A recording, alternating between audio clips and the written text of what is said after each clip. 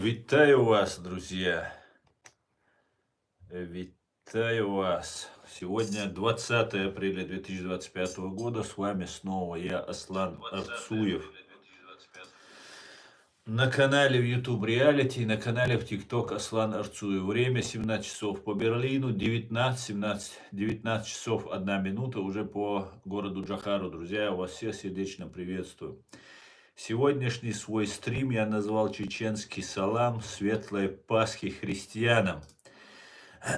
Салам алейкум, братья и сестры. Я чеченец ночи и сегодня с вами, чтобы зажечь этот день. Христиане, с Пасхой вас! Христос воскрес! Это ваш светлый праздник, и я от всей души желаю вам мира, силы и радости. Чечения с вами. Держим руку на пульсе, друзья. В это сложное время, в это странное это время я хочу, чтобы был мир между нами всеми, между христианами, мусульманами, между христианами и мусульманами, иудеями и мусульманами, между христианами и всеми другими конфессиями, буддистами и всеми другими людьми на этой земле. Поздравляю вас с этим светлым праздником, друзья. Всех, и католиков, и православных, и баптистов, всех, друзья. Всех. А теперь в этот светлый праздник, к сожалению, для того, чтобы понимать ситуацию и обстановку на фронте, я вам расскажу о потерях русских оккупантов от информации от Генерального штаба Вооруженных сил Украины. За прошедшие сутки, то есть еще до того, как террорист Путин объявил о своем перемирии пасхальном,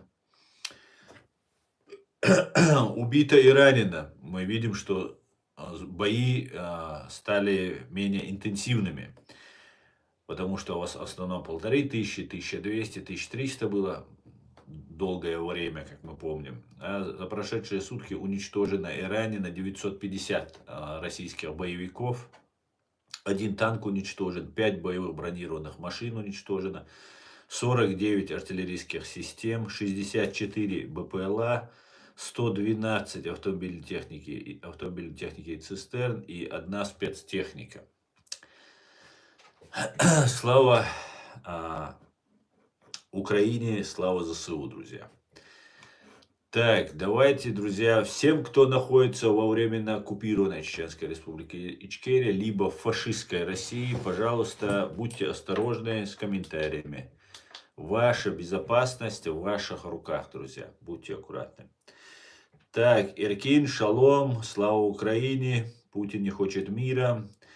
Да, совершенно верно. Алейк салам, Машволь, ты настоящий чеченец и мусульманин. Спасибо, спасибо. Да, это именно так. Да. Шалом всем свободным людям от свободных чеченцев, говорит, отлично, героям слава, Светлана, всех вас, друзья, приветствую. Так,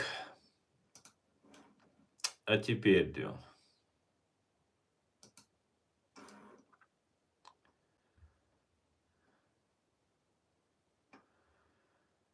теперь, войска РФ не соблюдают объявленное накануне перемирие и продолжают атаковать позиции ВСУ.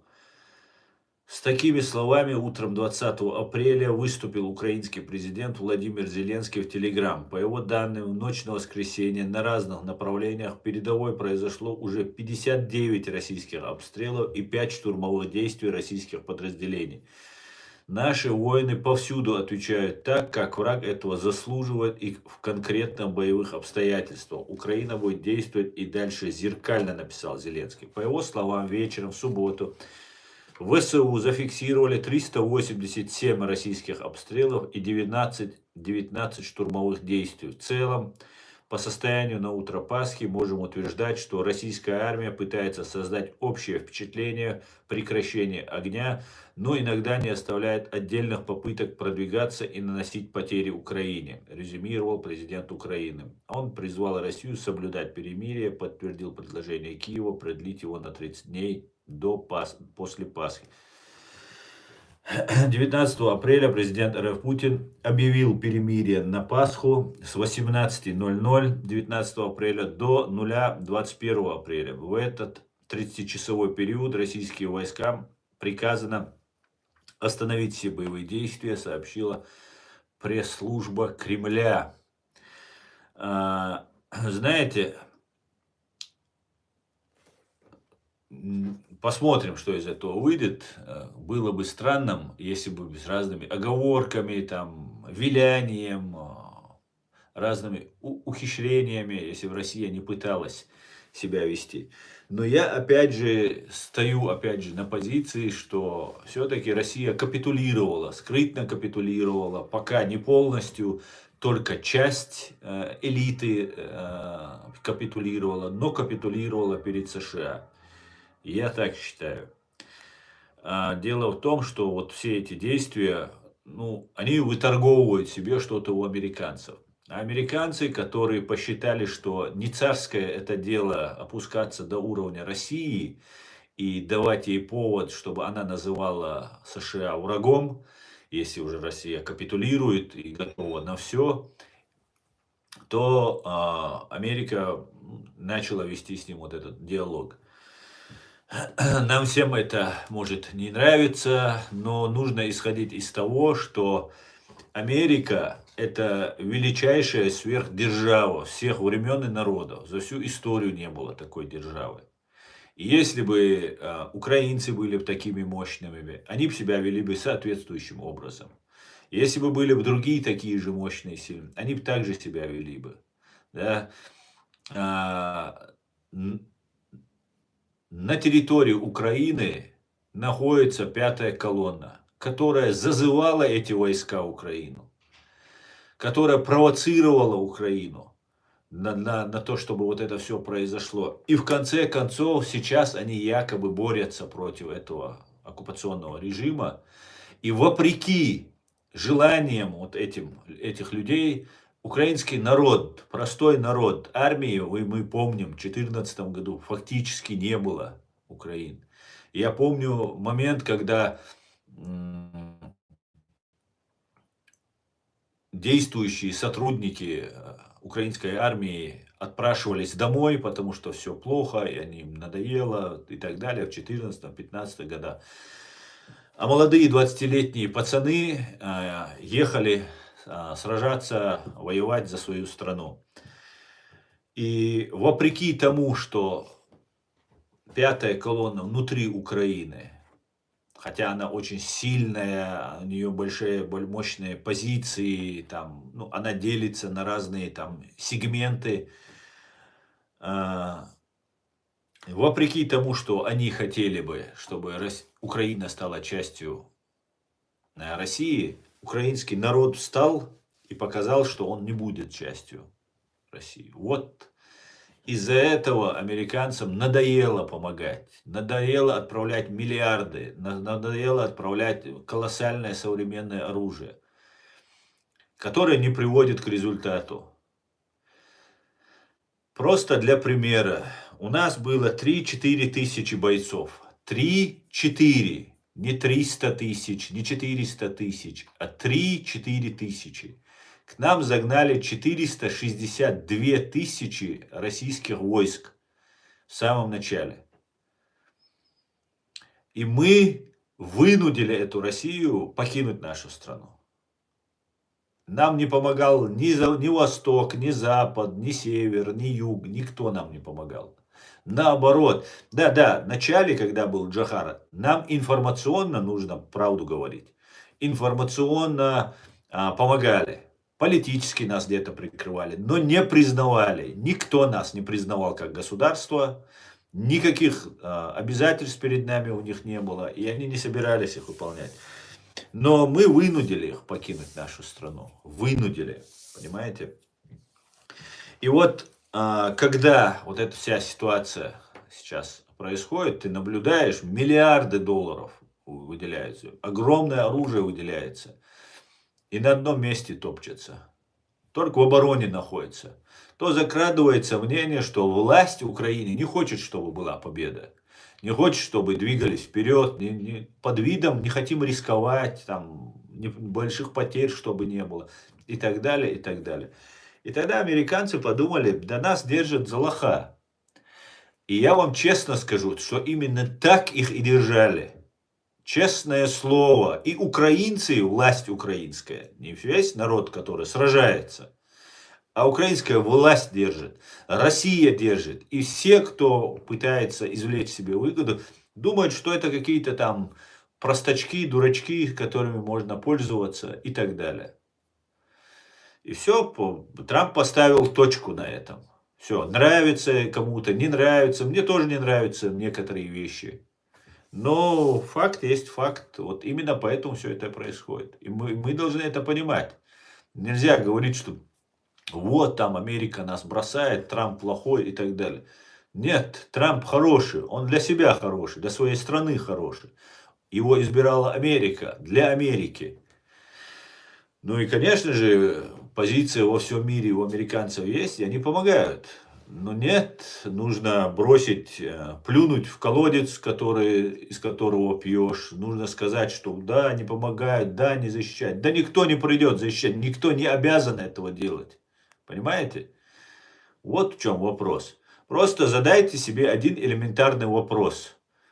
Сколько украинцев обязано было помогать чеченскому народу и государству, когда была война против России?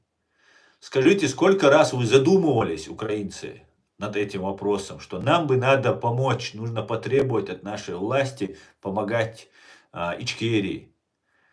Ведь мы вчерашние советские граждане, Россия империя, Сашко Белый, Музычка, Александр Музычка, он об этом прекрасно знал и говорил. Были люди, которые это знали в Украине. Но сколько людей поднялось, сколько власть согласилась там, да, надо помочь чеченцам, их убивают, геноцидят и так далее, и так далее. Поэтому дело утопающих, спасение утопающих, дело рук самих утопающих. Это может Украина только сама может. И сейчас, на мой взгляд, Трамп спасает Украину. Трамп спасает украинцев.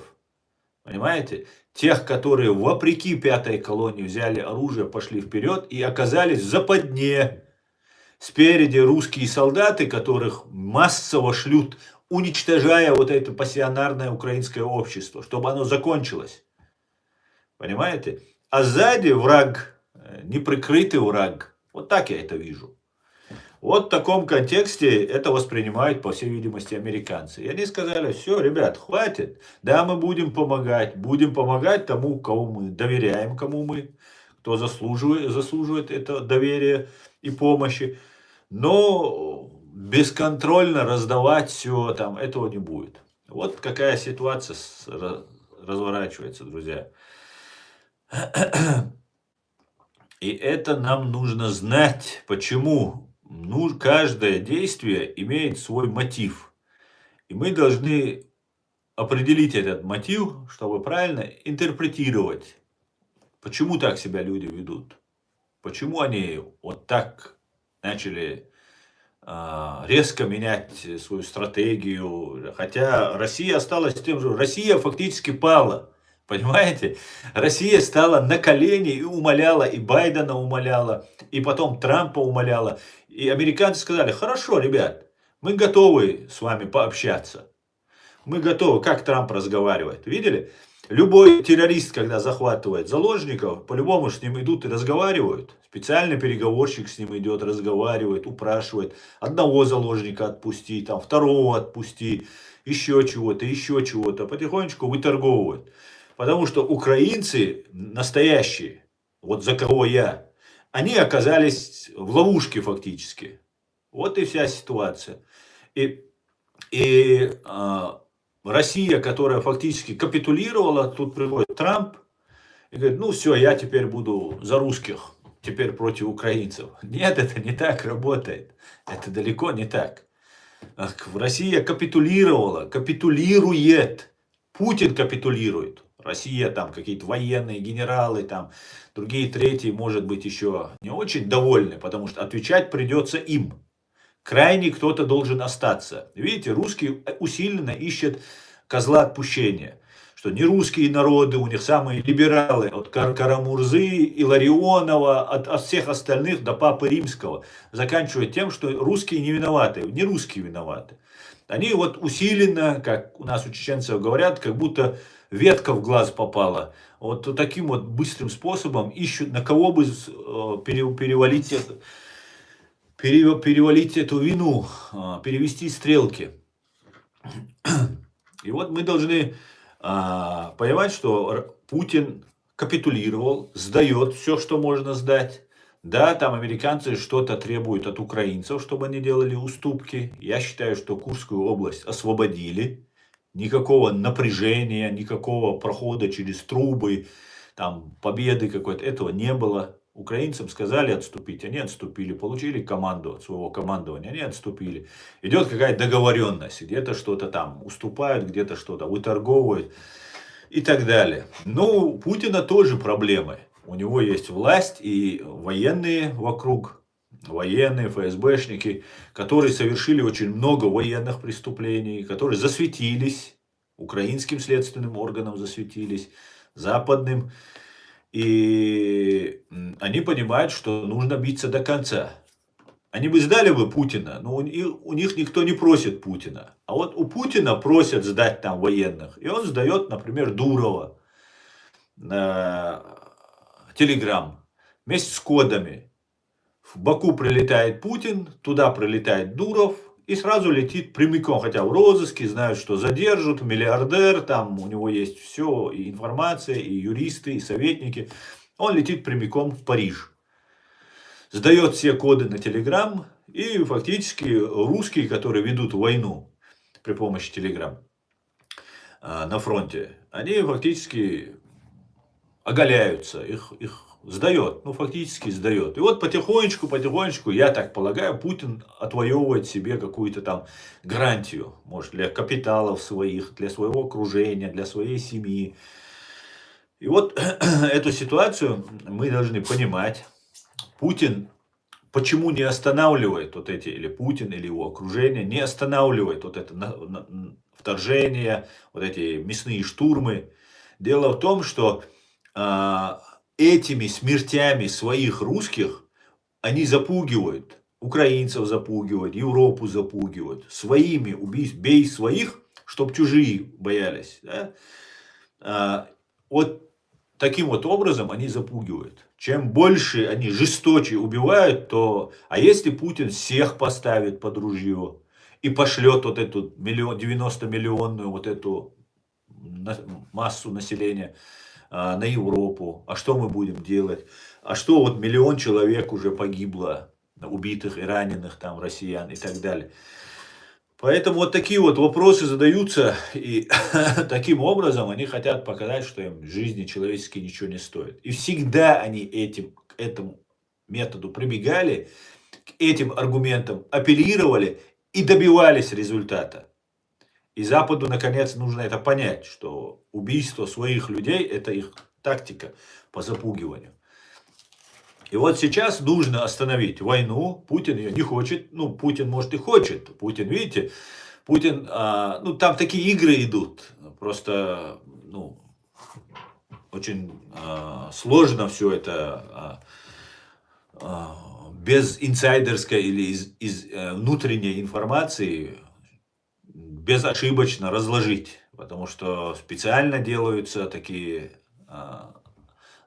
закручивания, специально такие делаются маневры, чтобы обмануть, чтобы запутать нас. Ну и, конечно же, слишком много информации, которую приходится пытаться понять.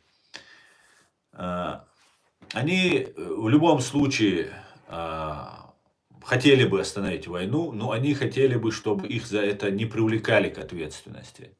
Не привлекать к ответственности вот та самая часть украинского общества, которая честно и по-настоящему настроена против фашистской России, она не позволит просто так, ну все, закрыли вопрос, там Крым отдали, все забыли, никто ничему не должен, разойдемся, будем жить. Эта часть общества не позволит этому произойти. Но с другой стороны, вот так каждый день на мясные штурмы, отбивать эти мясные штурмы, это тоже большие потери и для украинцев. Короче говоря, как-то так, Дион. Как-то так. Давайте я почитаю ваши комментарии, друзья. Давайте почитаем ваши комментарии. Так. Спасибо, Светлана, спасибо за солидарность.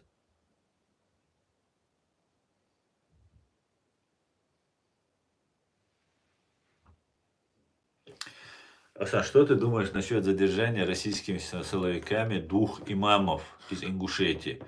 Хотя их уже отпустили, но многие имамы Ингушетии выступили против властей косвенно и в некоторых местах прямо. Я считаю, что это может быть что угодно. Я считаю, это может быть как реальная попытка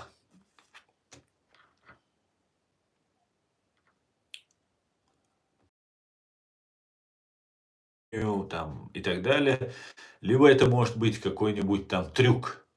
Вот смотрите, их задержали менты, значит, они у власти пользуются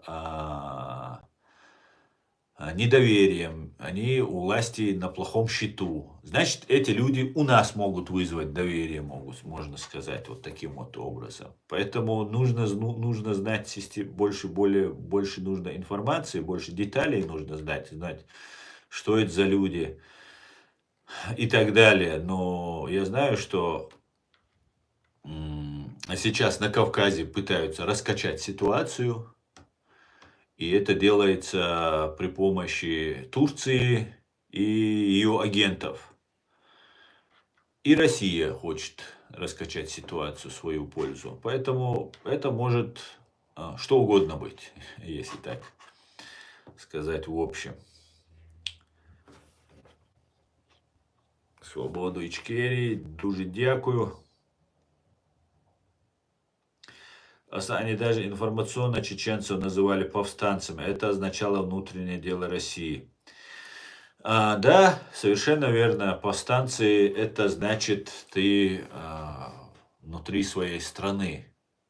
Сепаратист фактически, повстанец. Такой борец за свободу.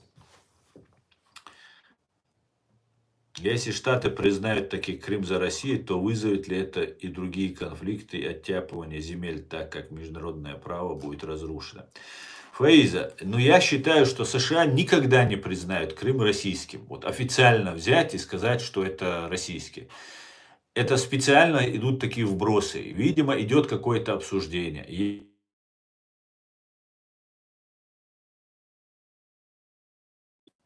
на Крым претендует Турция. И может быть украинская власть в обмен на какую-то помощь со стороны Турции готова отдать этот Крым Турции. Поэтому, причем это портовый, это полуостров, как мы понимаем, и там корабли. Черное море – это интересы НАТО, в первую очередь Соединенных Штатов Америки.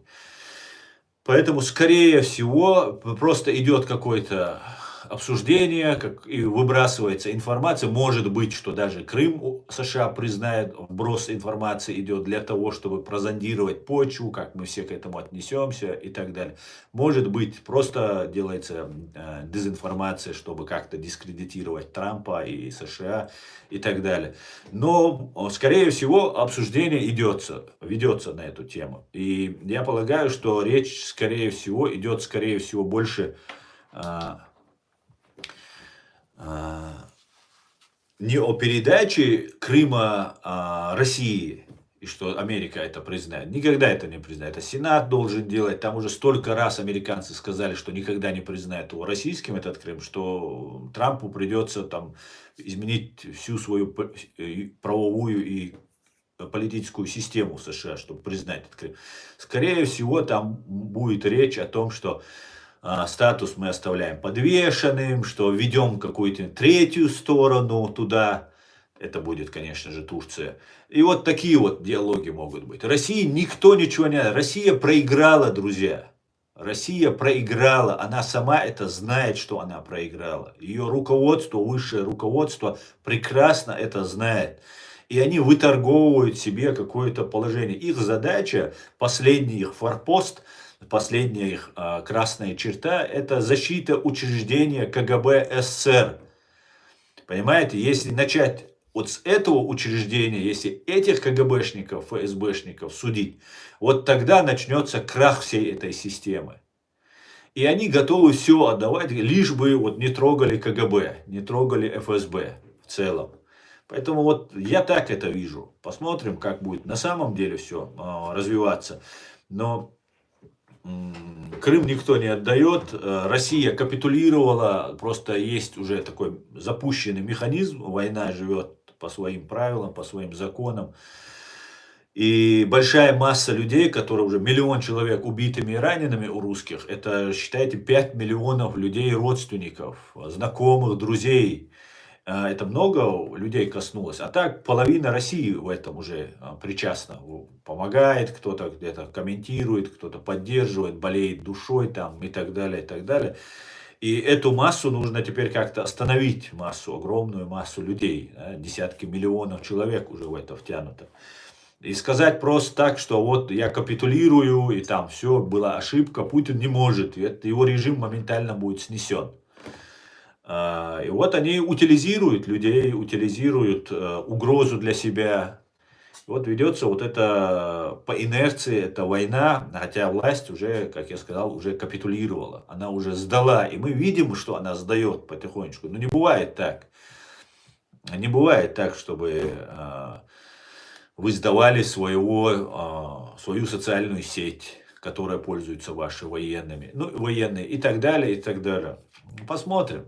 У Путина, я думаю, еще будут плохие деньки от своего вот этого населения.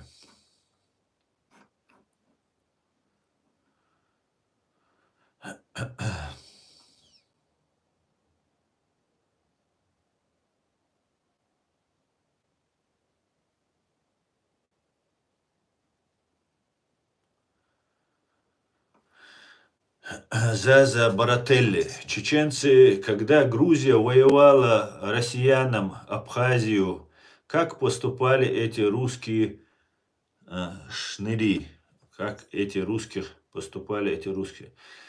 Я не понимаю до конца, что ты говоришь, что про Абхазию ты говоришь, да? Абхазию. А, Я как чеченец тебе могу сказать, что я даже не знал, что у вас там война идет. Я был маленьким, молодым человеком, я не знал, что у вас там война идет. Понимаешь, так мало людей принимало участие в этой войне со стороны чеченцев. И так быстро все это закончилось, что мы не успели понять, что там было. Поэтому вот напоминание нам, там участвовали все, понимаешь, и грузины там участвовали против власти в Тбилиси и так далее. Поэтому говорить что-то чеченцам, мне кажется, не совсем это по адресу. То есть в целом так говорить. Мы же не вспоминаем Гвишиани, Сталина, Берия, там много-много других людей, понимаешь? Потому что это Грузии, ну, относится постольку поскольку.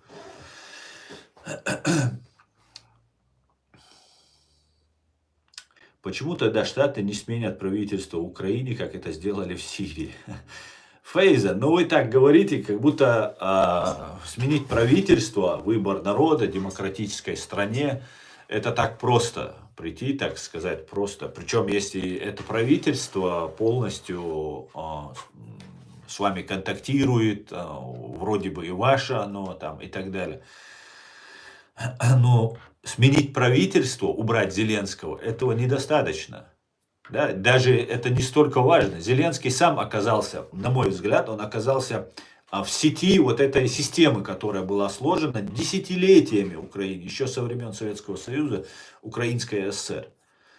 Поэтому в этом смысле сменить Зеленского там, этого ничего не решает по факту. Нужно менять всю систему. А всю систему менять могут только украинцы, только украинский народ.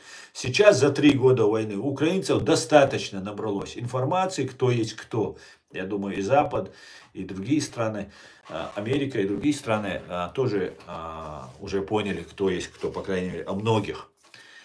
И вот как раз для этого нужно перемирие, на мой взгляд, чтобы украинцы сменили, вы провели выборы,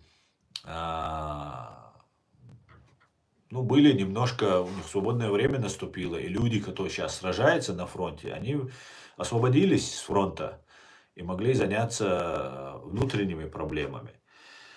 Поэтому правительство так не сменишь, как это было в Сирии. Как, знаете, говоря, а в Сирии кто сменил? Американцы разве сменили? Мне кажется, это не американцы были. Это были, на мой взгляд, турки и русские сменили. А американцы с евреями остались, на мой взгляд, недовольными. Знаете почему? Потому что, ну, как на правах теории, потому что как только вот эта новая власть, новая, та же пророссийская власть, пришла в Сирии к власти, евреи зашли и сразу заняли территорию, где проживают там,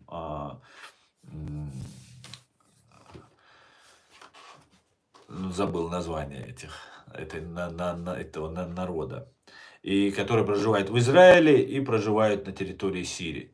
И они заняли вот эту часть территории. Показать, что мы тоже есть. Если бы это были бы полностью американцы, которые близкие союзники евреев, израильтян, то я думаю, этого делать необходимости не было бы. Поэтому нам всего не говорят, нам приходится догадываться, предполагать и так далее. И я считаю, что русские с турками привели человека, который абсолютно лоялен России и Турции. Я так думаю.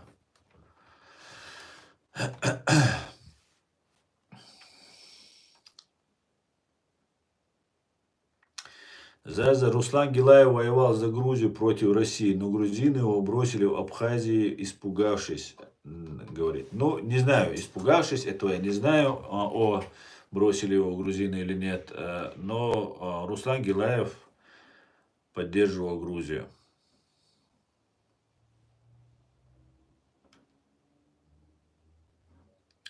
Как думаешь, ФСБшники будут опять дома взрывать? Добро с кулаками. Я говорю об этом давно, и я думаю, да, конечно же, террористические акты ФСБ будет в обязательном порядке проводить, обязательнейшем порядке, потому что это такой у них весомый аргумент, весомый козырь. Также это будут криминальные банды, которые тоже будут заниматься разными там разными вещами. И более того, террористические акты по взрывам домов, там, троллейбусов, метро и всего остального будут происходить не только в России, сколько здесь в Европе. В первую очередь я вижу, что Германия это первая страна, на которую они нацелились. Во Франции их огромное количество, и сейчас я вижу, что несмотря на все эти разговоры, что их тут всех вычищают, выкидывают и так далее, вся вот эта российская агентура, и турецкая в том числе, стекаются, ну я за российское больше слежу, поэтому могу за российскую говорить, стекается сюда в Германию. Вот вся вот массово они пытаются здесь закрепиться, и это не к добру, я скажу, не к добру. И про эти теракты, которые они будут делать, я говорил давно, но запас прочности большой у них, они их делали по чуть-чуть, немного. Может быть, чтобы сильно не привлекать к себе внимание, может потому, что пока другие методы у них работают. Но потихонечку все методы, все краники великий Трамп перекрывает им, и я полагаю, что все-таки к терактам они в Европе в ближайшее время уже подойдут. Массовым терактам, то есть почаще делать для того, чтобы дестабилизировать обстановку. Но еще есть хороший плюс, что здесь в Европе спецслужбы очень хорошо работают, здесь контроль очень мощный, и да, есть недочеты, не хватает профессионалов, не хватает там знаний, но над этим работа ведется, и я думаю, что в ближайшее время все будет взято под максимальный контроль, хотя уже взято под максимальный контроль. Бавонятка, витаю тебя. Если Россия проиграла, то киргизов избили русские нацисты для разжигания розни и направления русских против мигрантов наверняка. Фаиза, я считаю, и мы тут видим, просто это можно наблюдать, что Россия будет раскачивать ситуацию при помощи исламистов. Турция им в этом собирается помогать. Вот сейчас турецкие представители очень сильно активизировались. И киргизы, узбеки, таджики, и все другие, мусульмане, которые проживают в России, они будут страдать. Никаких террористов они, конечно же, этим не нейтрализуют, потому что террористы, они ходят под спецслужбами. Простых людей будут терроризировать. И вот таким вот образом они будут отвлекать внимание от себя на мусульман. Это выход для России. И Турция им в этом собирается помогать.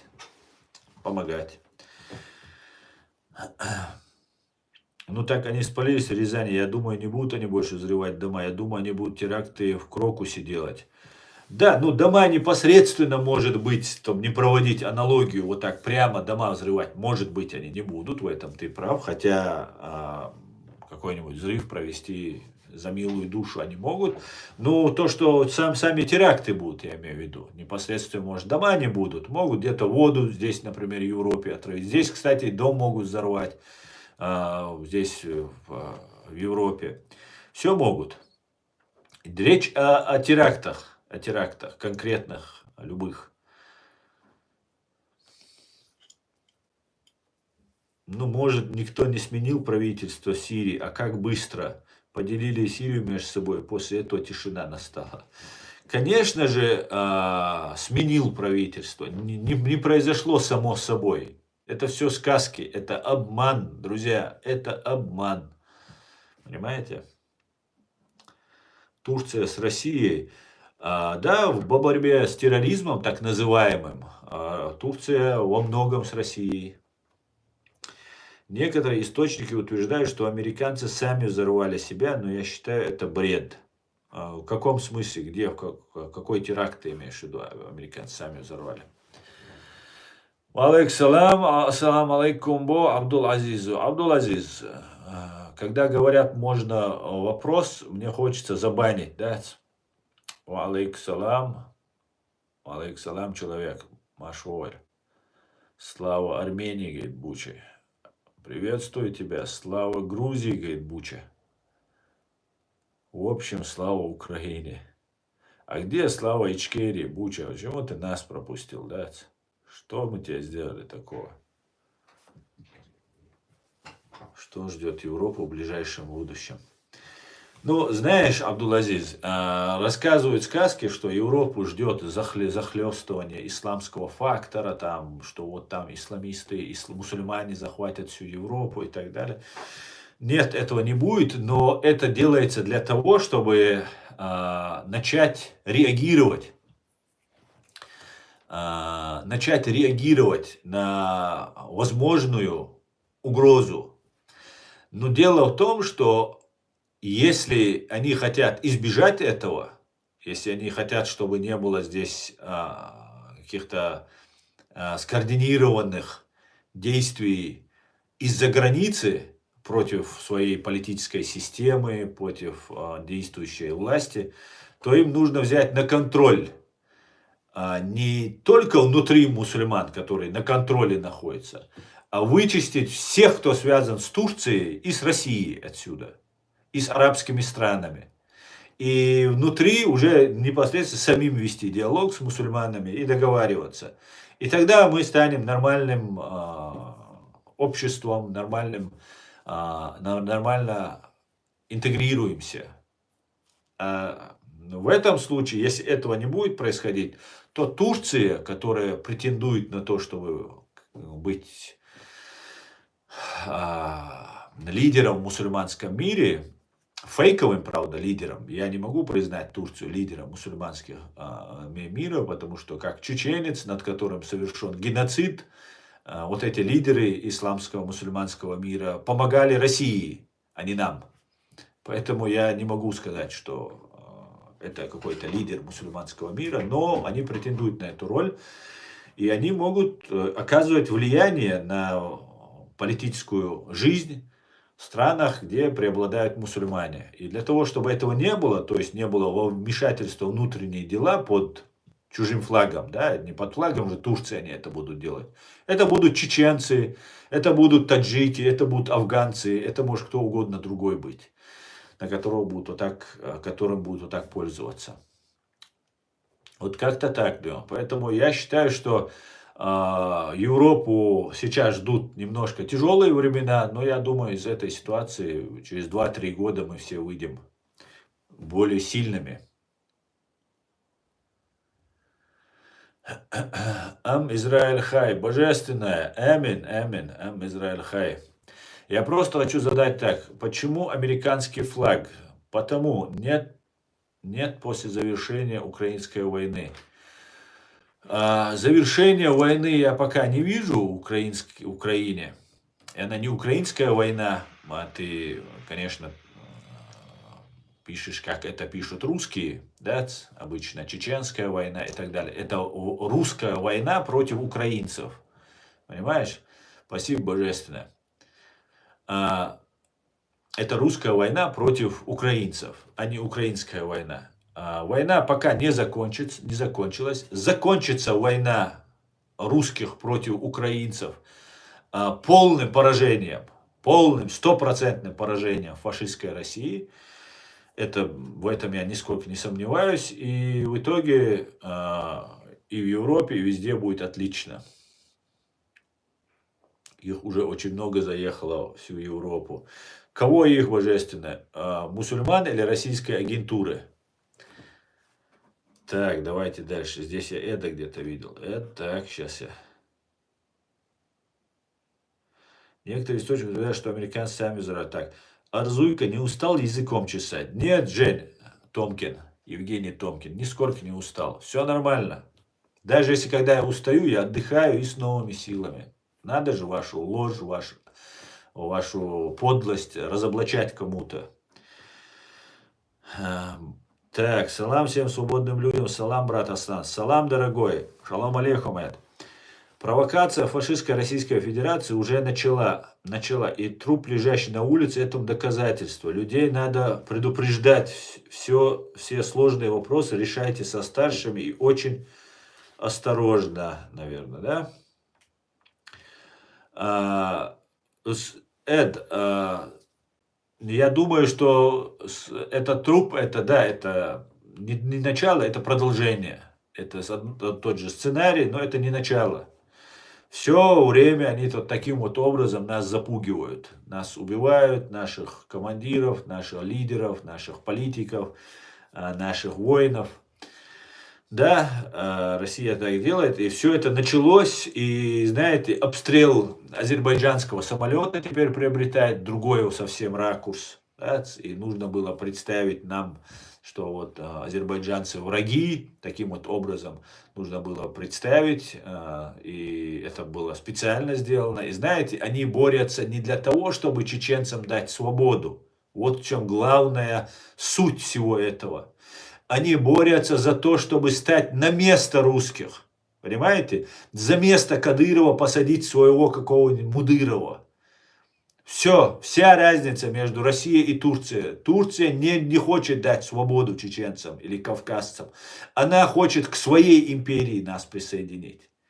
И мы это должны четко понять. Под видом ислама это самое вероломное. Вообще, я, знаете, считаю, люди, которые сейчас рассказывают про ислам, про мусульман, это самые вообще большие враги ислама, самые отдаленные от ислама люди.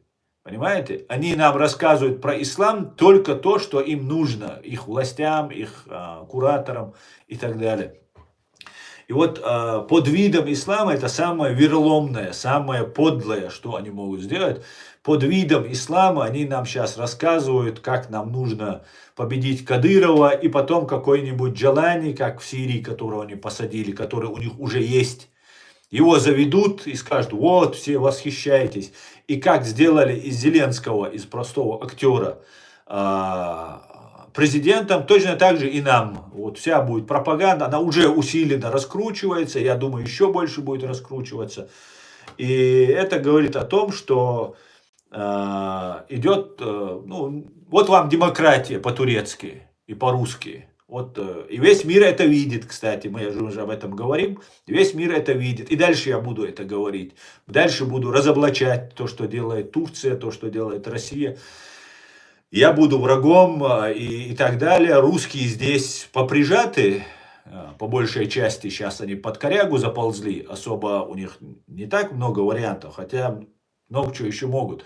Но Турция здесь вообще уважаемый человек. В НАТО входит, там везде у нее там свои посольства, своя агентура и так далее. Плюс еще завербованные вот эти агенты по исламской теме. И которые искренне верят, что они служат там, какой-то исламской цели, идеи там, и так далее, и так далее. А на самом деле их просто курируют, поддерживают и направляют куда им нужно турки. Абсолютно наплевательски относясь на нас, понимаете? Абсолютно наплевательски. И это показывает, как они себя повели в Сирии, когда война началась. Они выкачали всю нашу молодежь отсюда. Смотрите, что было. Они отсюда, с Европы, выкачали всю молодежь, вся Европа поддерживала, НАТО через Турцию давали, граница вообще открыта была, турецкая, пропускали в Сирию. И в итоге мы потеряли колоссальное количество нашей пассионарной молодежи. Просто ни за что, просто взяли, вот высосали, мы сидели, глазами хлопали. А турецкие, русские, европейские спецслужбы собрали всю нашу молодежь под видом, которая болела душой за свой чеченский народ и думала, что в Сирии они сейчас наберут там оружие, там у них будет база, в Сирии много оружия, и потом мы сможем помочь пойти на Кавказ там и так далее. В итоге всех заманили туда, всех уничтожили, а кого не уничтожили, турецкие генералы вышли к ним и сказали: чеченцы, вы же братья, вы же мусульмане, что же вы против нас воюете? Мы же тоже мусульмане. Давайте мы вас будем просто поддерживать. Мы ничего в вашу религию не лезем, ничего. Мы вот вам немножко денег дадим, немножко. Мы очень вас любим, вы такие молодцы, вы такие крутые. И вот потихонечку оставшихся подобрали себе. Понимаете? Когда вот ты уже на грани истребления, исчезновения, тебе приходит такая рука помощи, ты считаешь, это от Бога все тебе идет. А идет от МИД, от турецкой спецслужбы, например.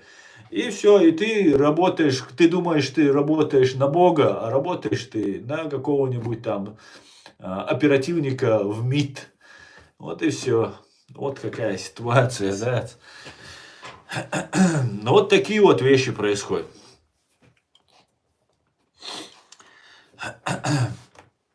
Добро с кулаками. Да, я тоже согласен с тобой, что бред, что американцы взорвали свои башни-близнецы в 2001. Я думаю, что бред, ты говоришь, я тоже так думаю. Я считаю, что это сделали российские спецслужбы. Российские спецслужбы. И я думаю, американцы тоже это знают. В Грузии рашисты уже полным ходом внедряются. Реклама новых лакшери-отелей так и крутится на рашкастанском языке. Потом опять пойдут защищать русских мальчиков в трусиках. Да, к сожалению, да. А ты больше не выпускаешь про взрыв домов видео? Ну, я как бы много их выпустил уже на моем канале, слишком много. Нет, ну как бы я говорю об этом постоянно, каждый раз, когда касается этой темы, всегда говорю.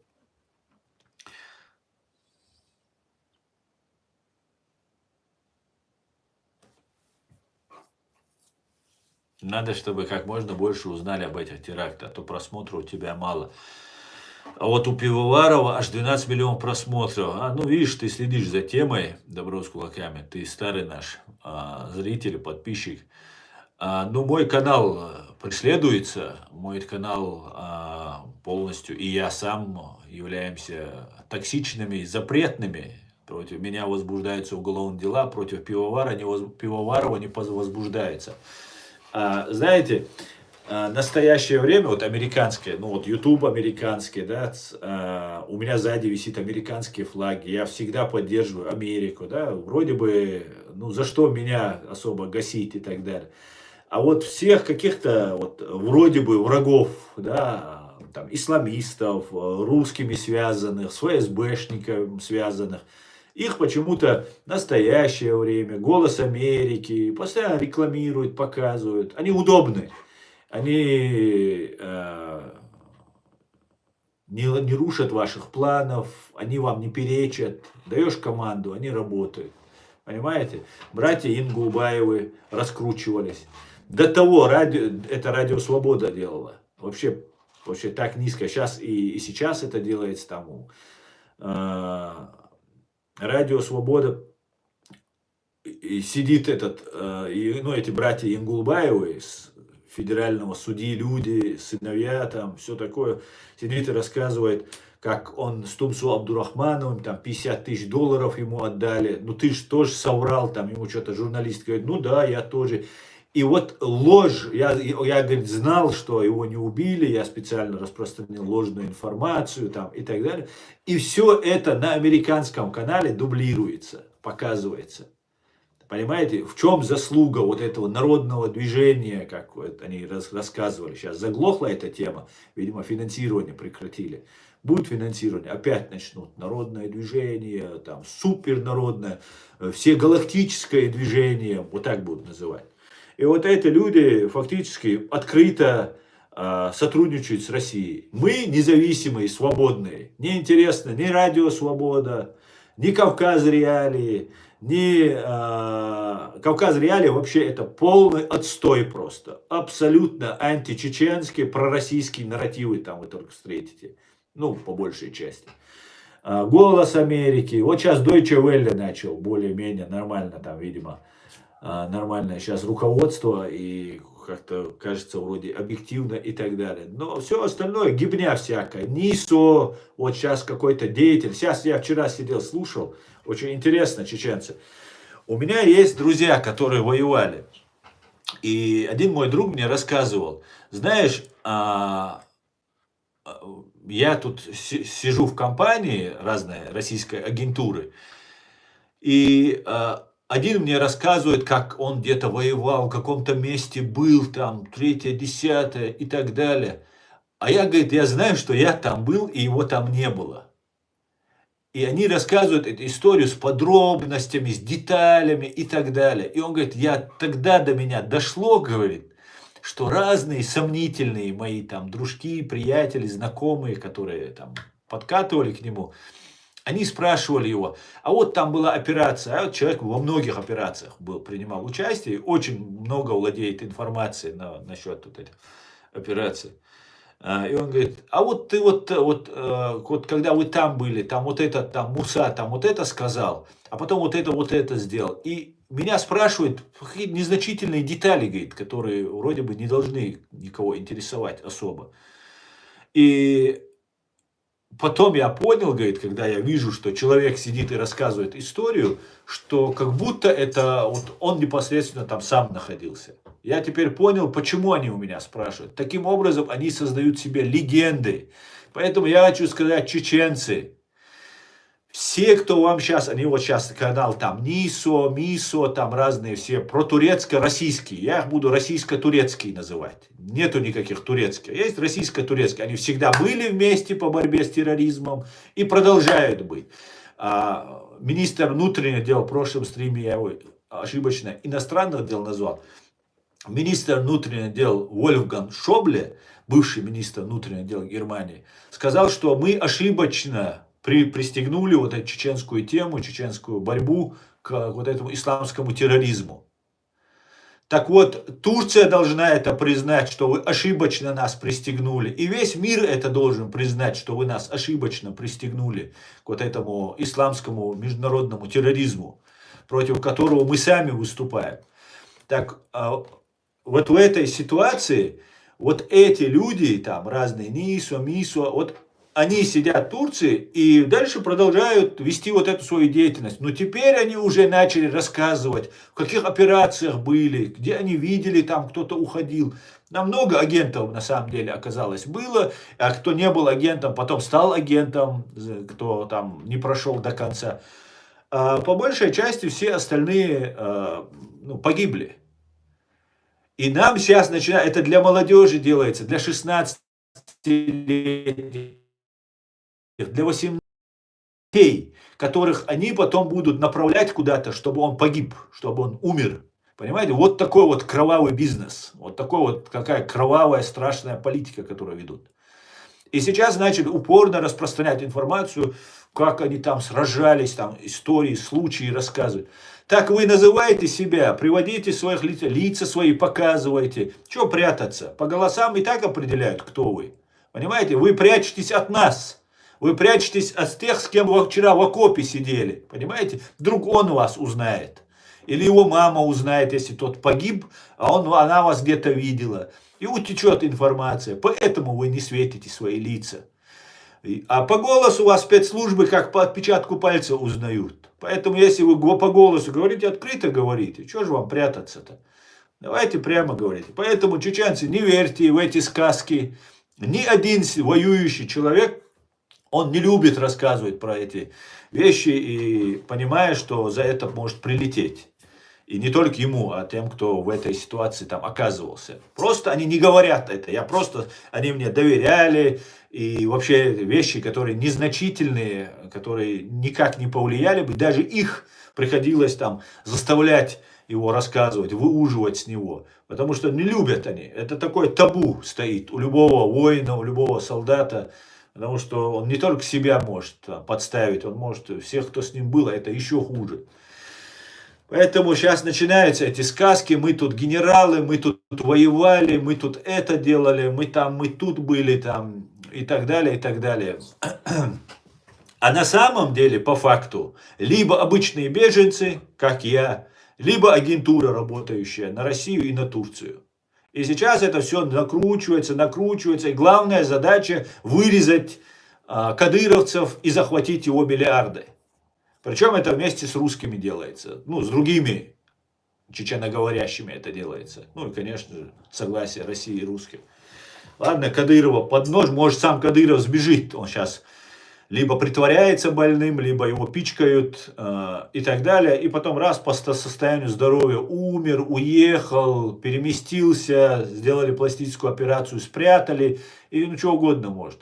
А всех остальных вырежут. Кто вокруг там ошивался, деньги зарабатывал. Я никого не убиваю, я просто бабки делаю, меня это все не интересует. Я душой, телом за чеченцев, мне бабки нужны, вот такие люди. Вот такие будут погибать, уничтожать их будут. И придет какой-нибудь вот этот Джалани или Малани какой-нибудь, или Гилани какой-нибудь. Придет, сядут, скажут, вот теперь вам Гилани.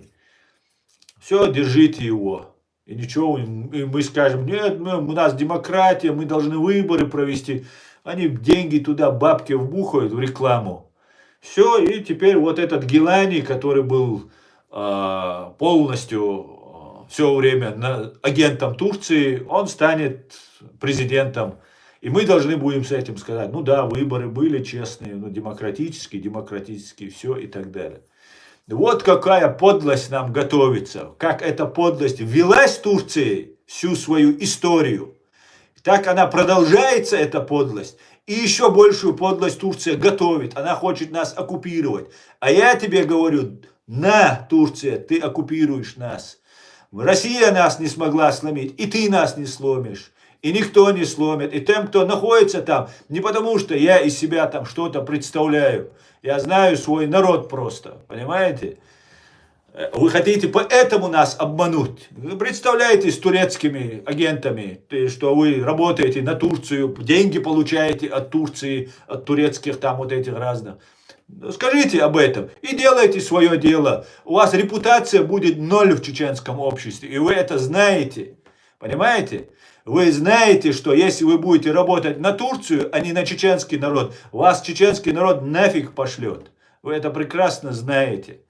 Поэтому вы обманываете. Точно так же, как Халитовой, Тумсо Абдурахмановой, Нисо, Белакиевы, Янгулбаевы и вся вот это с ними, вот это братья. Вы все притворяетесь тем, кем вы не являетесь.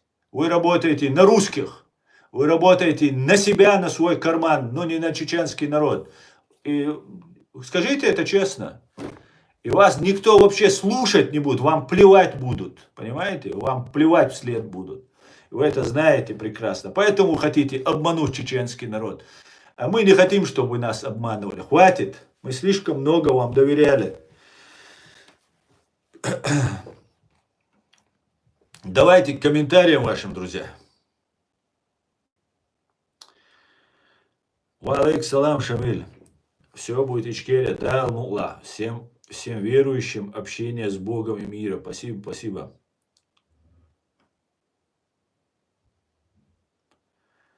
Так.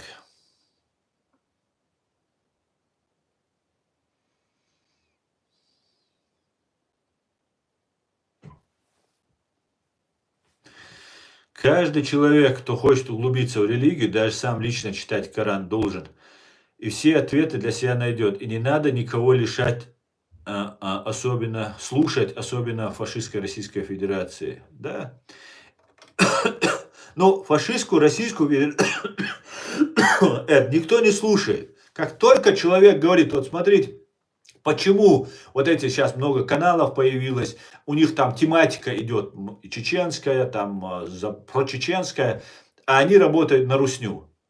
Вот точно так же, например, вот какой ресурс, например, у русских, да, какой мощный ресурс у русских. И вот Чингис там, как-то его Ахматов, что ли, зовут, есть один блогер у них там, ну, ноль у него раскрутки. Только хейт, только ненависть, только презрение. Он открыто за русских. А когда ты говоришь, что ты за чеченцев, за мусульман, за братьев, там, 3-10, вот тогда есть, тогда народ, люди поддерживают.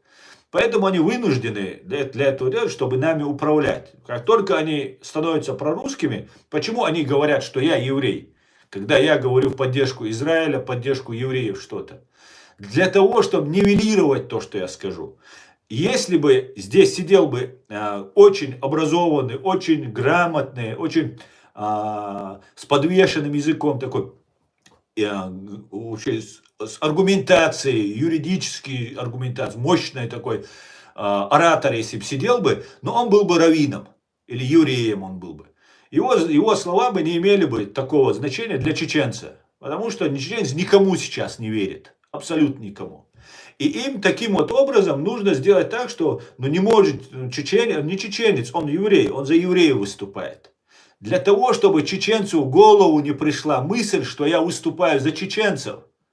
Вот для чего они это делают. Вот таким вот образом. Они на каждых своих пабликах сидят, рассказывают, что у меня сзади еврейский флаг висит, что я там за Израиль, что у меня отец еврей, мама еврейка, я там чеченоговорящий, там враг мусульман. Вот все вот они сидят и придумают. Турецкая разведка думает, агентура и русская агентура сидят, они все придумают.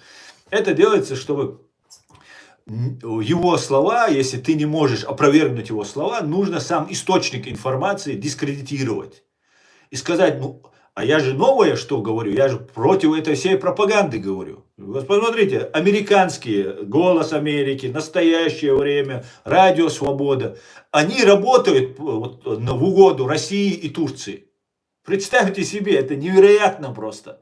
Ну, вроде бы как бы не работают прямо они в угоду России и так далее. Но они не берут свободных чеченцев. У меня интервью никто не берет из них. Я им вообще не интересен. С Аядом и Диговым они не разговаривают. Ну, вот независимые чеченцы, которые реально о чеченцах думают. Это никому не интересно. А нужно с кем можно взаимодействовать, манипулировать, там, управлять там, и так далее. Справедливо? Сверх несправедливо. Вот таким вот образом они начинают нам вот это все навязывать и нас таким вот образом пытаются обмануть. И мы должны это понимать, что они нас пытаются нас использовать и обмануть. И не должны дать себя обманывать, и должны говорить, кто эти люди. Они не работают на чеченцев. Если бы они работали на чеченцев, они бы работали бы все время на чеченцев. Они бы говорили бы, а сейчас вот как грибы после дождя все появились. Откуда вы все такие хорошие взялись-то? Да вас что-то я не видел на этой поляне долгое время. С чего это вы так все повылезали? Женщины повылезали. Вы что такие смелые? Откуда такая смелость, такая дерзость появилась у вас? Не было же у вас. У вас до сих пор не было. Вы финансы ждали, команду ждали. Ну вот действуйте под турецким флагом и дальше действуйте вперед. Или под русским флагом. Вот и все. А мы будем действовать под своим флагом. Вот наш флаг. Понимаете? Вот чеченский флаг, наш флаг. Как-то так, друзья. Маршал, Дурвик, Аслан, салам, маршал, Думаса, Делиш, салам, маршал, Георгий, Хоувель, Маш.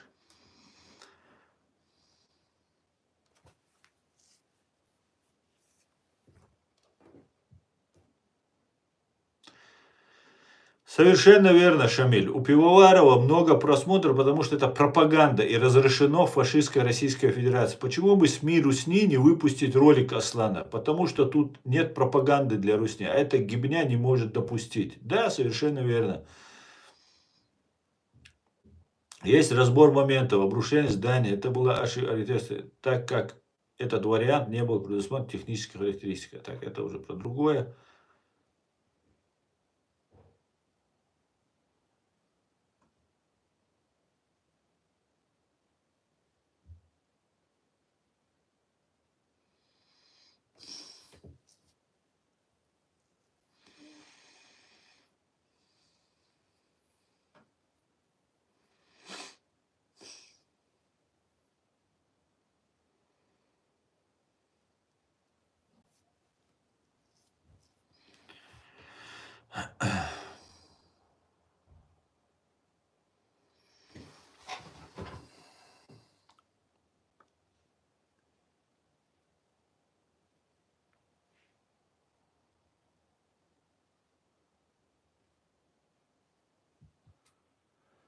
Так, давайте, что у нас тут? Спасибо, друзья, всем за подарки. Всем огромное спасибо. Ты много знаешь инфо, все не раскрой, а то и враги в тылу. Договорились. Я тоже воевал за столом, кебаб кушаю, говорит. Молодец. Ты умный, я учусь у тебя. Я не трусный, я боюсь. Свобода Ичкерии, Львов, УА. Спасибо, спасибо. Спасибо вашей нации за распространение правды РФ, свободу Великой Ичкерии и всему Кавказу. Аминь. Спасибо, дорогой, спасибо. Ам Израиль Хай.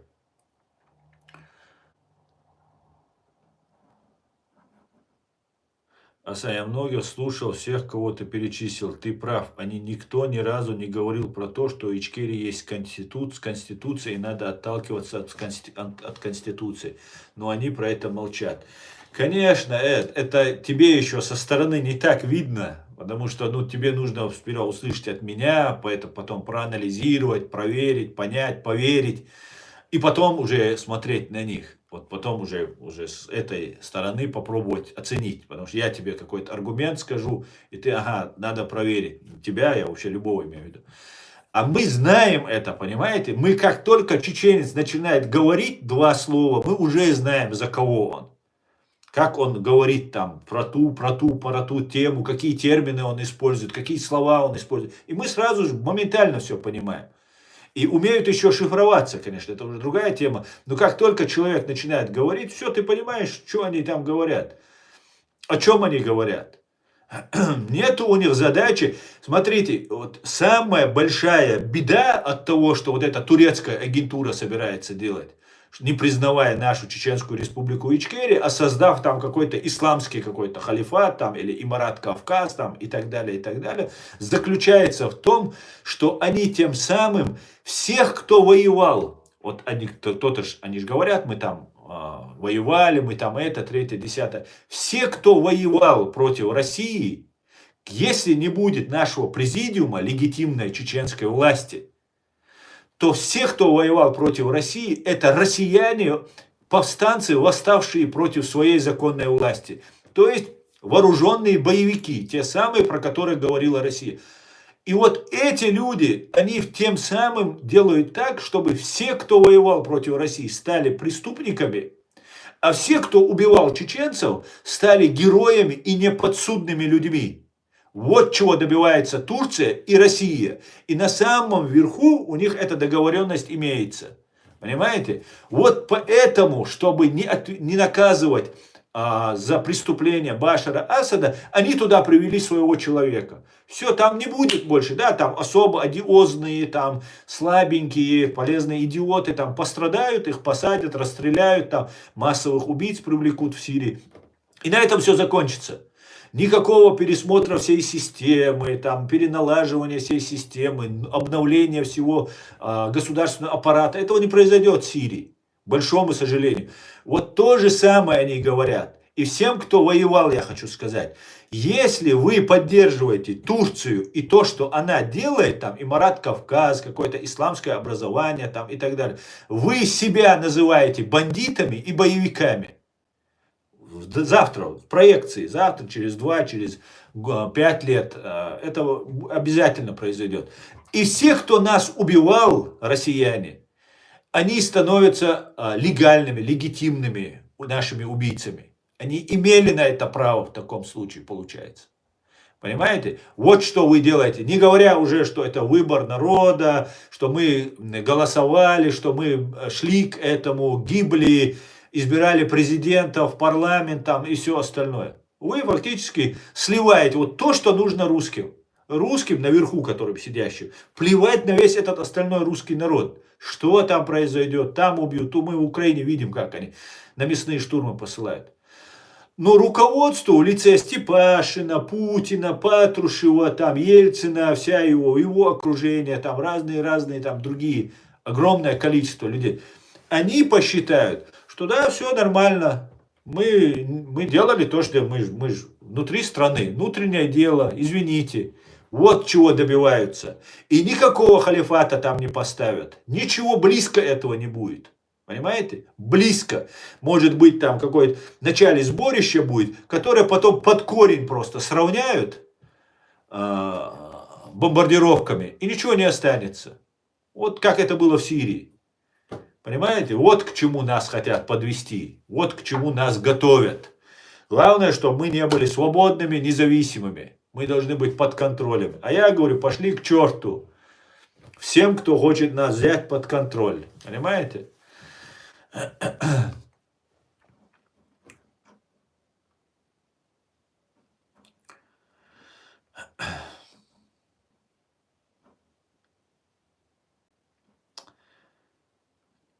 Я тоже не трус, но я боюсь, говорит Бавонятка. Бояться это нормально. Бояться это нормально.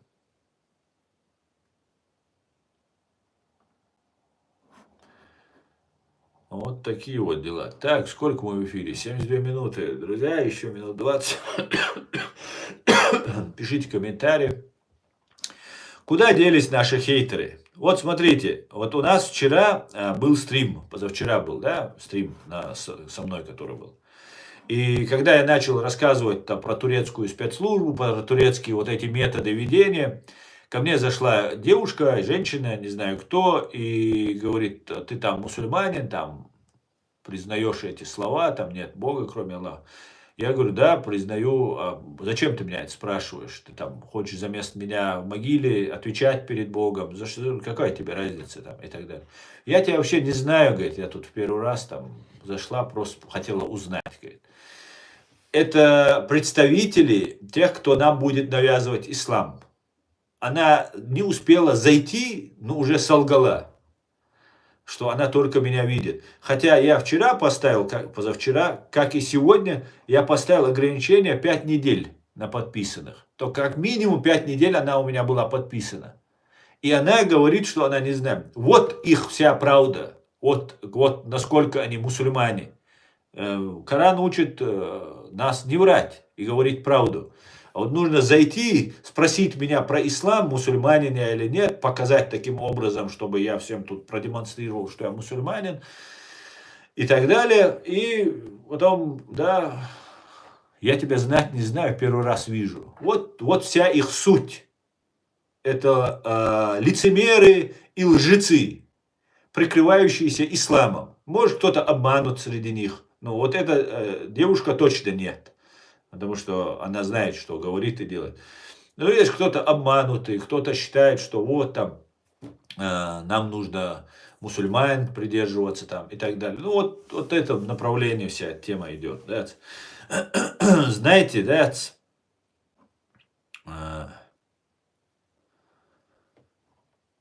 Нет, хейтеров нет, потому что я им закрывал. Перед входом я закрыл. А так, да, согласен с тобой, что их больше, когда флаг висит. Потому что этот флаг, он для них как красная тряпка для быка.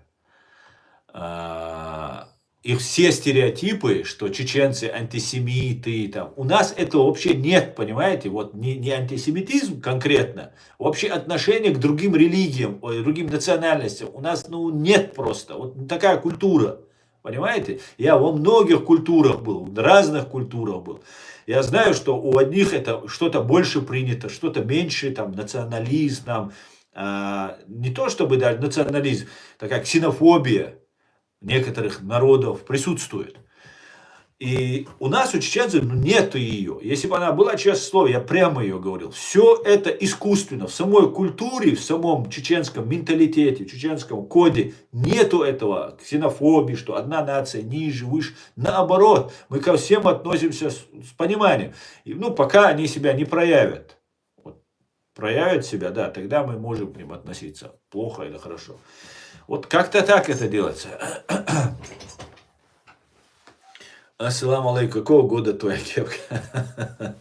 Моя кепка мне прислана Эдом Мамедовым из Соединенных Штатов Америки. И ее он мне прислал года, наверное, 3 назад. Да, это? Или 2 года назад. Может, 4 года назад. Не помню. Пробег у него нормальный. Я много не ездил. Может. Когда так. Хорошо, хоть отвлек чуть-чуть, да? Алейкум. Так, даже представить, что там раю, какой мог служить, если мы мировой союз, особенно страны мусульман, поддержали Ичкерию в борьбе с Русью, наверное, все отказались от Бога. Так, нам сделать флаг Израиля, США и посередине Ичкерии. Надо, говорит. Сделай, Иркин. Стелла, 700 лет Ирландия боролась за свою независимость, так что в войнах есть время и право бороться за свою независимость. Да, совершенно верно. И Ирландия боролась, и мы будем бороться. Никаких проблем, да. Под контроль. Это и есть проблема, которую Штаты хотят решить в России. Не так ли? Они хотят, чтобы территория России была под контролем. Да, совершенно верно. Да, они хотят, американцы хотят, чтобы...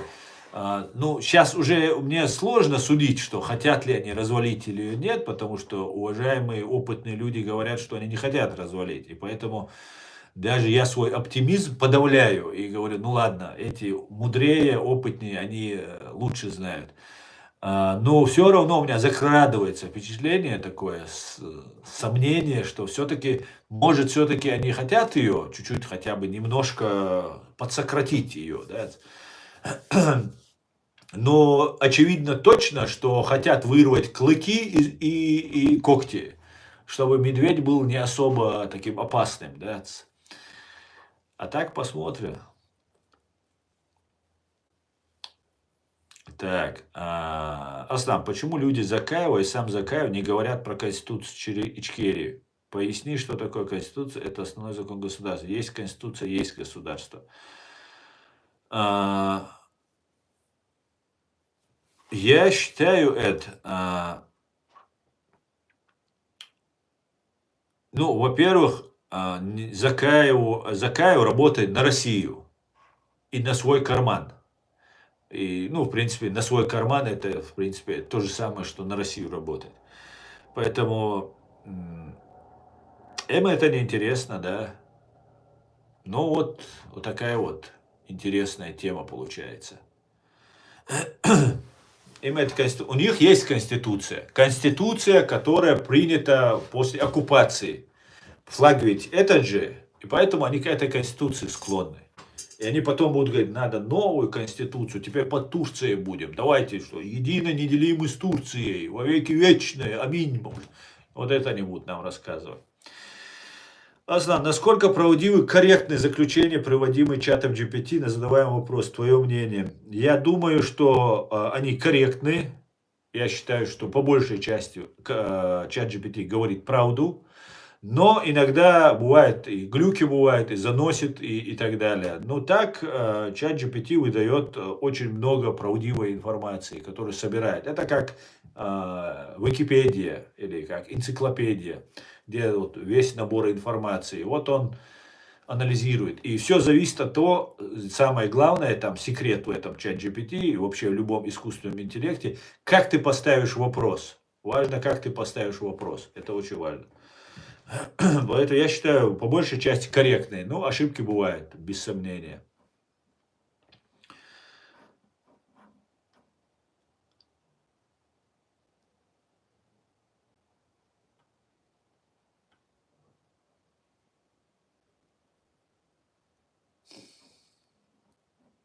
Tuambie Шварц против России был куда? Минувать было. Tuambie Шварц против России.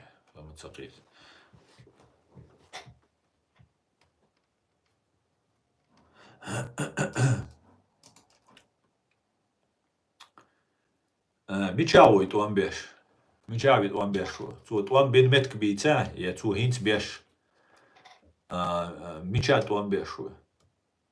Просто мне интересно. А чувала Чечен Вольф? Чечен Вольф.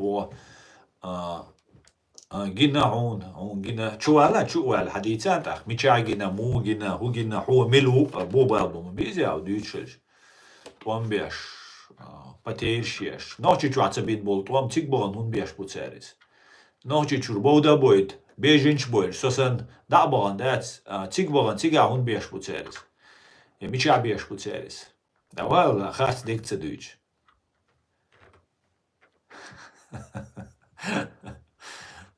Да. А чували, Вистра, давай я тебе дам.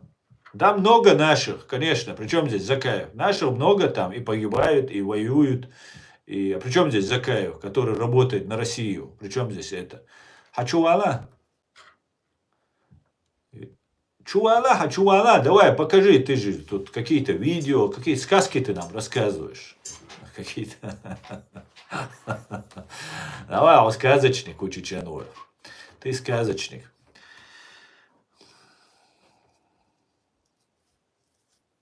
Ну, чат GPT, если смотрит про властный сайт, то и укладывает. Да, он очень много про российской темы говорит. Это правда. Хауала, чувала, чували, хаюагуич, вистхана, причем здесь из хомауицаня жоп луж саумна отвечать, деш, асрик, рабох, ватси, туамбеш. Яцу бинабат, туам, яцаума динават, из-за раскшан, ты болбе, всю свою историю, всю свою жизнь раскшан, служить теж, раскшан, хауох сагук, Закаев. А вот видите, дийца. Масса навы, россиянш, дубош, масса на, короче, да, раскшан, луагдеш, да, вой государство уничтожить ешвик, Закаеву, уз эра, Европе, вой уничтожить дореждик. Dēļ dīcādi ir идукшу геройствош, дēļ, un baņotāk, дēļ, за дезинформацию. Он баню. Закаев всю свою жизнь служит России и на свой личный карман. Понимаете? Всю свою жизнь, как это выясняется. Всю свою жизнь. И все, что делает Закаев в Украине, это делается только лишь для того, чтобы, как говорит Аят Энигов, отрабатывает то, что ему заплатили. Вот что он делает. Понимаете? Все, кто доверяет Закаеву, рано или поздно об этом очень сильно пожалеют. Понимаете? Очень сильно об этом пожалеют.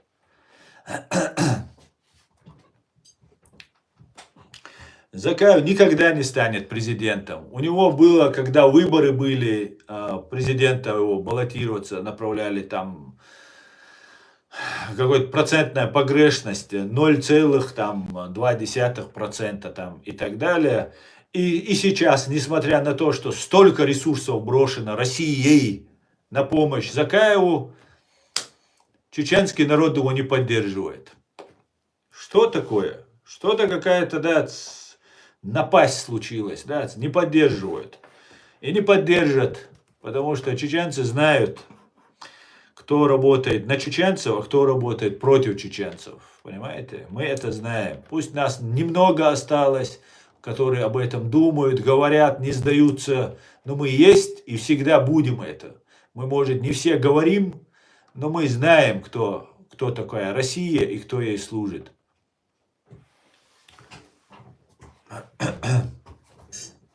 Доминатор. Вот доминатор. Халдах-так. Удеш ашва. I need to be that's no, that's on it.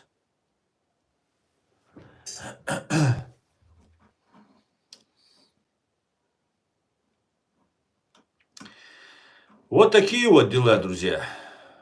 Вот такие вот дела. Так.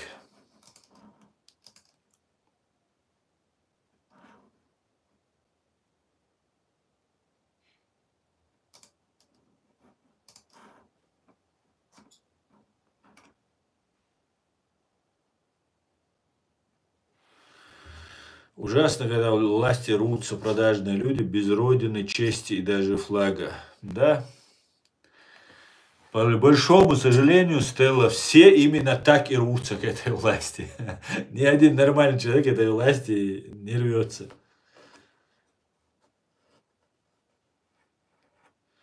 Но я вот слушал Закаева, вроде он так правильно говорил, но после разъяснительного видео стало понятно, кто и что. Абсолютно, Ваида, абсолютно. Я что? Скажите мне за 6 лет, где я соврал, где я обманул свою общественность, своих зрителей, где я где-то себе пользу извлек из этого всего. Один момент, назовите, и тогда можете считать, что все остальное, что я говорил, тоже неправда. Так вот, Ахмед Закаев и его люди меня пытались вербовать. И все, кто там собрался, теперь я уже убежден, уверен, все, кто там были, когда меня позвали, ну, не скажем на конференции, скажем, когда мы уже кушать там к ним домой зашли. Вот это все российская агентура, которая работает на ФСБ, на ГРУ там и так далее. И они меня пытались вербовать. И после этого была большая работа велась. А я все фиксировал. Поименно, пофамильно, по датам. Кто позвонил, кто пришел, когда пришел, о чем сказал, о чем говорили. И вы даже не представляете, какую сеть я раскрыл. Когда они пытались по исламской линии, там, к отцу моему подойти, к матери подойти, я сказал, никого я не принимаю, никому я не буду. И отец на моей стороне оказался. И сказал, все, я тебе доверяю. И ни с кем я разговаривать из них не буду. И вот эти люди днем и ночью, звонки, очереди, мы можно придем, мы хотим поговорить, мы ошиблись. Ну, Аслан такой хороший парень. Зачем? И в начале разговор был, что вообще они не говорили меня, вербовать они не пытались. А потом, когда узнали, что у меня есть запись, тогда сказали, что пошутили. Что типа вот этот вербовщик, ну он типа пошутил. Такой мальчик, дурачок такой, нашел мальчика такого же и дурит его. А я такой должен был, ну да, ты пошутил, я пошутил, ну слава богу, шутка есть шутка. Вот такие вот вещи, понимаете? И задача моя была, которую передо мной этот человек ставил, я его спрашивал, поехать в Украину или не поехать, а поддерживать их против Украины. То есть стучать на украинцев. Я был в этой группе украинских блогеров. Я от всех отрекся. Одной группе там у меня в Facebook остался, в скайпе остался, и то там не принимал практически никакого участия. Рассказал все этим всем. 0 эмоций, 0. Понимаете, в прямом эфире, писал тексты, публиковал, про это все рассказывал. 0 реакций, понимаете, от Украины. Как я должен относиться тогда, что происходит в Украине? У нас есть документы. Я один, если бы это говорил бы, ну ладно, там, приехал, там, рассказывать сказки такого святого человека, такого верного патриота, хотя хочет запачкать и так далее, говорил бы. Но на протяжении годов Аят Эдига вот сидит, наш бывший председатель парламента, ныне сопредседатель президиума правительства Чеченской Республики Ичкерия, который ничем, нигде не запятнан. Понимаете? Чисто стоит на позициях своего народа, верен и так далее своему делу. Он об этом рассказывает. Более того, у нас есть документы, что Ахмед Закаев подписывал, что он Россия, что он за Россию. Ахмед Закаев россиянин. Понимаете? И все, кто сын его там воюет, там еще кто-то там, никто там не воюет. Из этих там, да, простые парни воюют. И ранения получают, и воюют. А это не воюет. Это как раньше вокруг войны ходили у нас в Чечне, и сейчас ходят вокруг войны.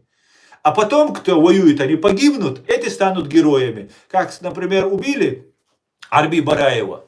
А Ахмед Закаев не при делах. Хотя Ахмед Закаев был его близким контактером и так далее. И давал ему разные интересные поручения. Понимаете? Его нету. Зато теперь сын Арби Бараева также подтянут. И он тоже думает, что он, это его отца друзья, что вот он должен там им помогать, служить. Его тоже, не дай бог, могут убить. И потом будут дальше действовать. Ну вот видите, у нас были такие соратники. Бараевы были, там третьи были, там и так далее. Вот как это все делается. И турецкие спецслужбы в этом во всем прикрывают это дело. И чеченцев они дезориентируют. Понимаете? Когда я вижу россиянина сзади стоящего, вот все меняет картину. Все, там русские, россияне, все понятно. Ферботтан, как говорится. А когда ты видишь турка, мусульманина из натовской страны, принимаемого, уважаемого в Европе в огромном количестве, то думаешь, ну, вроде мусульмане, вроде бы там не за Россию, вроде бы в НАТО входят, вроде бы никакие не радикалы там и так далее. А вот в этом и кроется весь секрет, понимаете? Вот в этот момент вас ловят. И вы служите уже, да, вы, может, уже Турции служите, но ни в коем случае чеченскому народу вы не служите.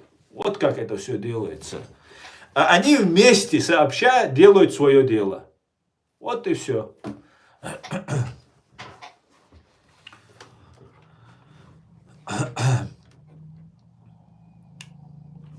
Я думаю, наше руководство США ведут тяжелые переговоры с Китаем по поводу развала ФРФ.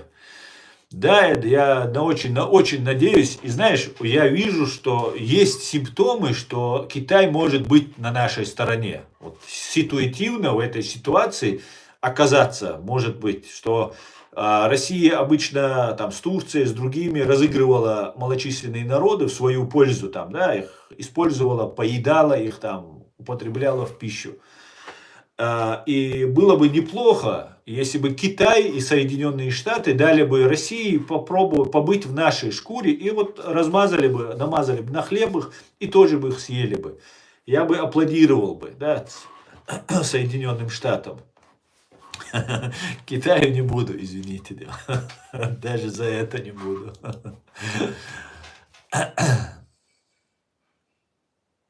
Нам тоже не нужен, по крайней мере, точно. Совершенно верно. Нам не нужен. Чеченскому народу он не нужен.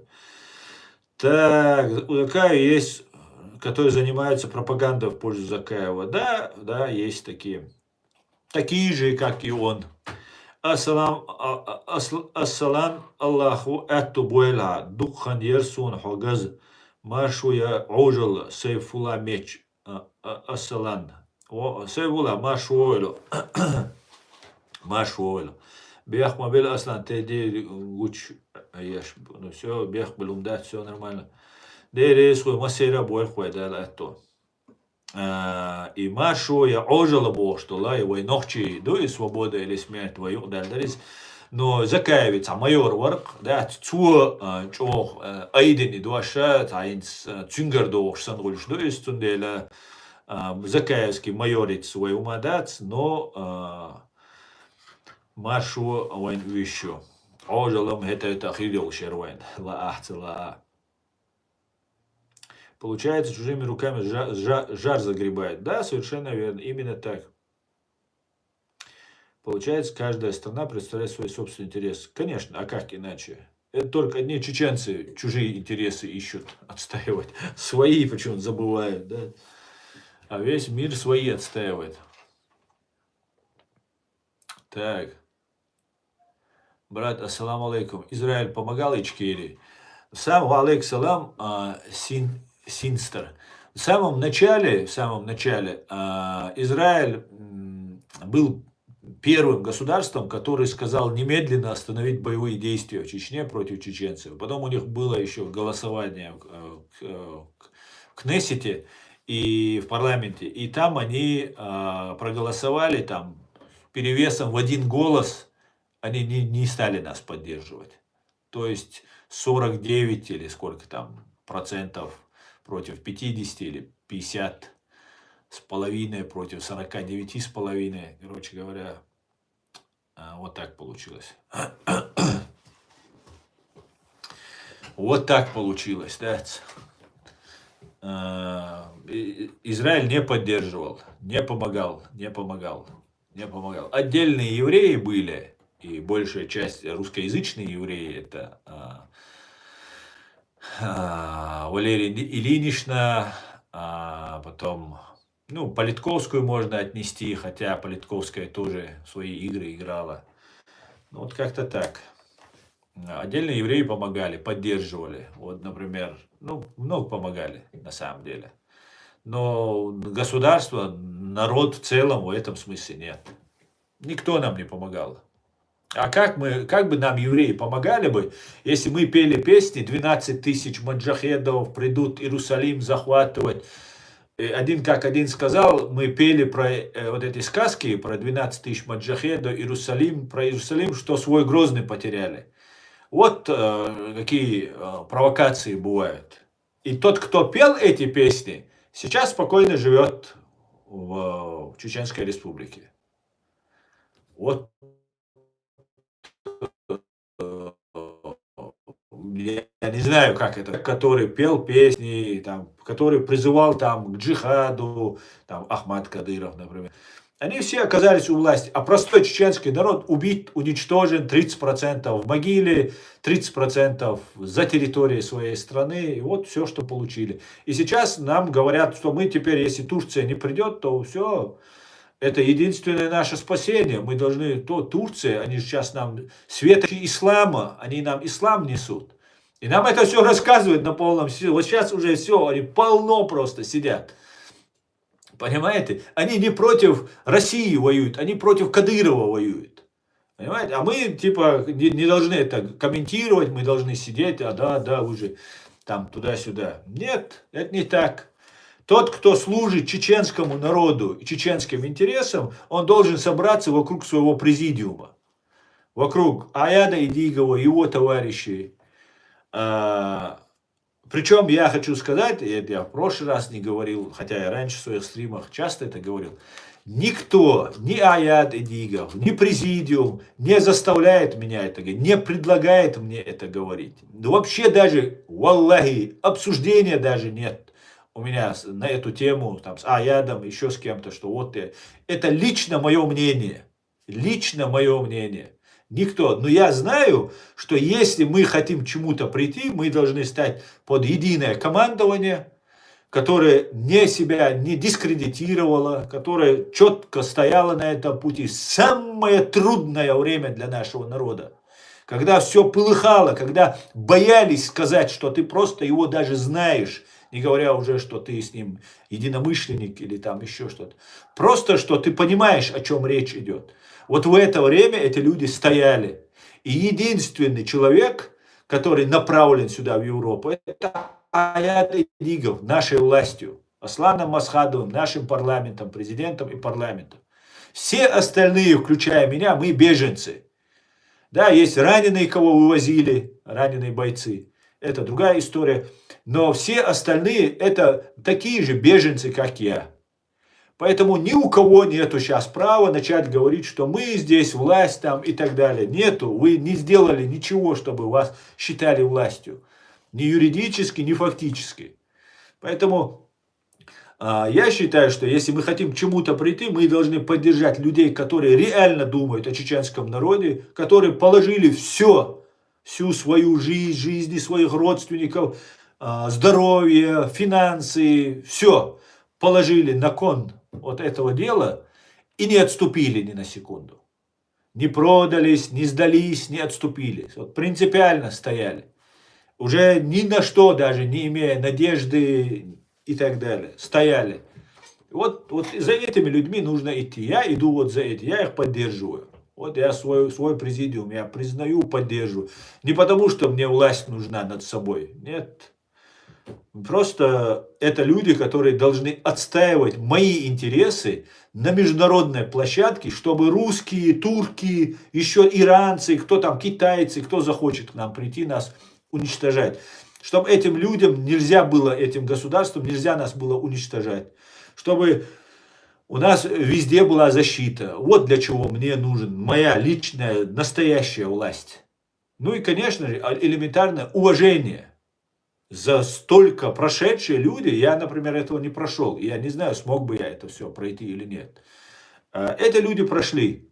Поэтому я элементарное чеченское, человеческое уважение, дань уважения за то, что эти люди сделали. Вот поэтому я это говорю. Не потому, что мне Аяд говорит. Наоборот, Аяд вообще пытается ни с Украиной, ни с Турцией, ни с Америкой, ни с кем, он политик. Ему, так как он думает о народе, он думает об этой системе, которая потом принесет пользу для всего чеченского народа. Он, как вы знаете, дипломатично выражается, аккуратно делает, хотя называет вещи своими именами. А я это говорю, потому что я так вижу. Могу ошибаться в чем-то, но скажите, приведите. Вот смотрите, за все это время, то, что вот симулятор в виде Ахмеда Закаева, который там на переговорах был в Кремле, там еще чего-то, такая засвеченная фигура, там, засвеченное лицо. И вот этот человек фактически пытается превратить наш президиум в маргинальный и добиться, чтобы вот он стал ведущим. И все, кто работает на Турцию, никто не поддержал наш президиум. Все, кто воюет в Украине, бойцы, сколько, 3 года я жду этого, чтобы они обратили внимание, вроде воюют, вроде бы должны за свое быть. Нет, им под видом религиозного соуса рассказывают, что он демократ, там, коммунист, там, ему это не нужно. А вот Ахмед Закаев или там еще что-то, вот вы там мощные, там, туда-сюда. Вот таким вот образом нас обманывают. Но я это долго объяснял, и меня все слышат. И кто воюет в Украине слышит, и в Чечне, и в Турции. Везде меня смотрят и слышат. Так вот, я не видел реакции воюющих в Украине за все это время. Я долго выжидал, смотрел, наблюдал. И я смотрю, теперь они уже играют в их игры. Окей, хорошо, это ваше право, играть в ваши игры. А мое право говорить правду и делать анализ всего происходящего. И я буду свое право, которое дано мне немецким законодательством и немецкой властью, говорить свободу слова, свободно выражать свои убеждения. Я буду выражать. Несмотря ни на что. Кому-то, может быть, это не понравится, кого-то, может, я задену, обижу этим. Но если вы за свой чеченский народ и за свою свободу, то я заранее приношу перед вами извинения. Если же вы за Россию, за Турцию, за какие-то там, какие-то фантомные какие-то изобретения, которые вы не понимаете, и вам кто-то вложил эту информацию, тогда меня это не интересует. Я иду своим путем. Как-то так, друзья. Как-то так. Так.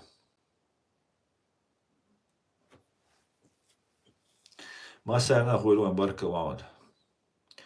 Заки уэморя уэц бо Сейфуллас. Сейфуллах меч.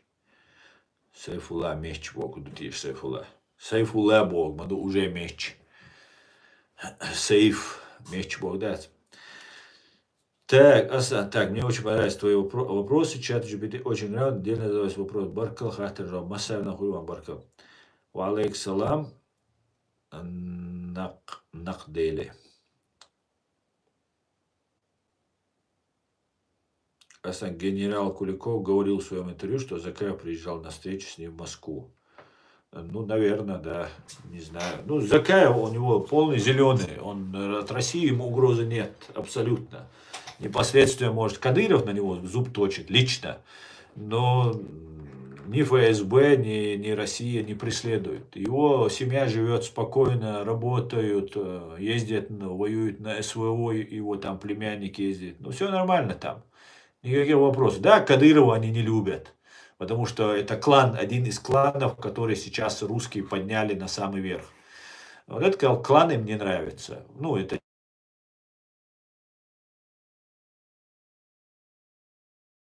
вот такая вот у них ситуация. Друзья, на этом я свой стрим закончу. Спасибо, что смотрите и поддерживаете. Еще раз, друзья, я вас поздравляю с этим светлым праздником Пасхой. Желаю вам всего самого хорошего, друзья. Мира, благополучия и всего самого хорошего. Все будет Ичкерия. Слава Украине. Ам Израиль Хай. God bless America. Вива Грузия. Алла Казахстан и Азербайджан. Всего хорошего. До свидания, друзья. Адикер Маршаль.